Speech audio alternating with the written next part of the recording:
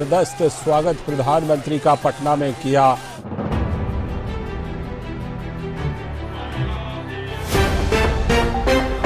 नमस्कार दोस्तों, आखिरकार बिहार के बेटे मनीष कश्यप को बचाने के लिए भारत के प्रधानमंत्री नरेंद्र मोदी और भोजपुरी इंडस्ट्री के पावर स्टार पवन सिंह पहुंच गए। दोस्तों आपको बता दें कि बिहार के बेटे कहे जाने वाले मनीष कश्यप अभी जेल में बंद है, लेकिन आपको बता दें कि अभी अभी भारत के प्रधानमंत्री नरेंद्र मोदी जी पहुंच गए हैं मनीष कश्यप को बचाने के लिए जेल। दोस्तों क्या है खबर की पूरी जानकारी आपको बताएंगे और लाइव वीडियो तस्वीर भी दिखाएंगे जिसमें मोदी जी जो है मनीष कश्यप के सपोर्ट में आकर उन्हें बचाने के लिए जेल पहुंच गए हैं। उससे पहले दोस्तों अगर आप लोग पावर स्टार पवन सिंह, मनीष कश्यप और नरेंद्र मोदी जी को पसंद करते हैं तो आप लोग इस वीडियो को एक लाइक कर दीजिए, साथ ही कमेंट बॉक्स में मनीष भैया जिंदाबाद जरूर लिखिए।